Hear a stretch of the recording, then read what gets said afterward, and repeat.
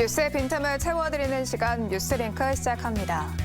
앞서 보셨듯 시진핑 중국 국가주석이 모레부터 이틀 동안 북한을 국빈 방문합니다.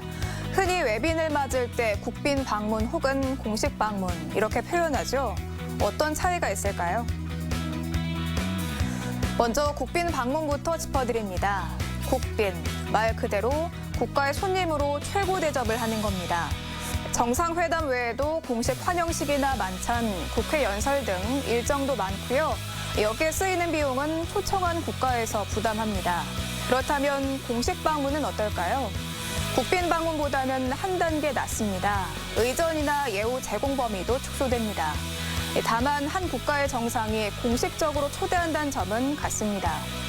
그렇지 않은 경우에는 실무 방문이라고 표현하는데요. 의전을 간소화한 형식입니다. 날씨가 더워지면 찾아오는 불청객이 있습니다. 바로 모기인데요.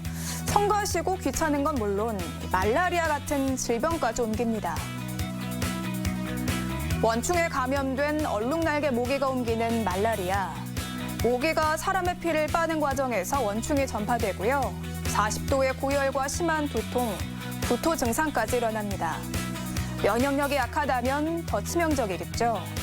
제일 중요한 말라리아 예방법은 모기를 피하는 겁니다. 특히 경기도와 인천, 강원 북부 등 위험 지역에 거주한다면 각별히 주의해야 합니다. 열이나 두통 등 의심 증상이 있다면 바로 진단을 받아야겠죠. 보건당국도 말라리아 퇴치를 위해 환자 관리와 모기 방제를 강화하는 계획을 내놨는데요. OECD 국가 가운데 말라리아 발생률 1위라는 불명예를 하루빨리 벗길 바랍니다. 공인은 아니지만 공인 못지않게 영향력을 발휘하는 사람들, 인플루언서라고 부르는데요.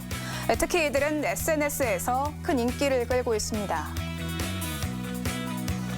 인플루언서는 영향을 주다는 뜻의 단어에 사람을 뜻하는 전미사를 붙여 만든 말인데요. 영향력을 행사하는 사람, 이런 의미입니다. 영향력이 상당하다 보니까 인플루언서를 이용해 제품을 광고하기도 하고요. 직접 물건을 판매하는 사람들도 많습니다. 비록 온라인이지만 소비자는 인플루언서의 일상을 공유하며 친근감이 생기고요. 신뢰가 점점 쌓이다 보니까 그들이 판매하는 물건도 믿고 사는 겁니다. 하지만 최근 SNS 마켓의 품질 논란이 계속 이어지고 있고요. 식약처가 SNS 마켓을 통해 판매하는 일부 다이어트 제품을 판매 중단하라고 조치하기도 했죠.